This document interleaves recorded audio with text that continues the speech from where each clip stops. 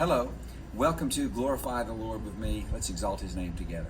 Today I want to talk about trusting in the Lord.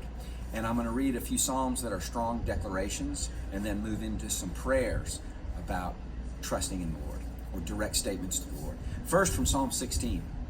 I keep my eyes always on the Lord. With Him at my right hand, I will not be shaken.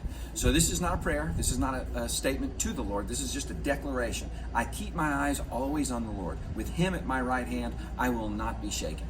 So that's the kind of declaration really that I've been talking about this whole series, is we need to say these things because they strengthen our faith. With Him at my right hand, I will not be shaken. Okay, Psalm 20. Some trust in chariots and some in horses, but we trust in the name of the Lord our God. They are brought to their knees and fall, but we rise up and stand firm. Another strong declaration.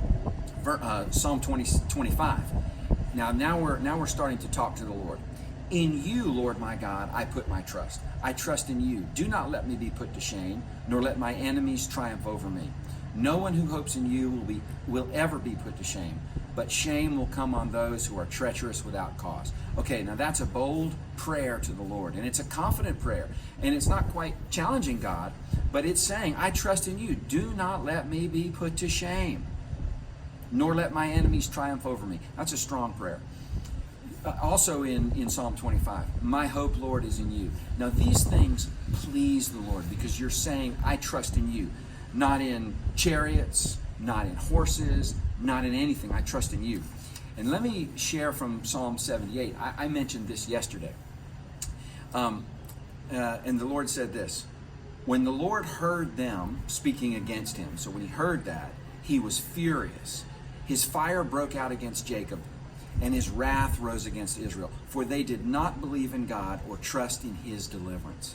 So do you see the contrast? When you're saying, I trust in you, Lord, he's pleased. But when he sees that we are putting our trust in something else, he's furious. Fire breaks out and his wrath rises. And so it's a question, right? What do we trust in? Money, government, companies? Those systems, and you can call them systems, Paul refers to them as powers and principalities, they're not reliable. They don't deal in the truth unless they're righteous. They're more concerned about their own survival and their own growth, and they will come against anything or anyone who is contrary to their purpose, which is their own growth, their own existence. And let me say this, unless they are righteous, I don't care what the organization is, even a church, it will act as a power and principality and come against the truth. And that angers God. And that is why it's so important that we don't trust in anything but God. And so you need we need to check ourselves. What are we really placing our trust in? Because if it's not him, his anger rises. He becomes furious because he's the only one that's trustworthy. So my parting thought will be this, and it's really what I read from Psalm 25. In you, Lord my God, we will put our trust. We trust in you.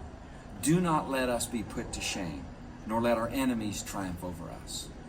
Okay? So let's do that. Let's put our trust in the Lord. Let's declare that we trust him and build that as a truth in our lives. Thanks for listening. Talk to you soon.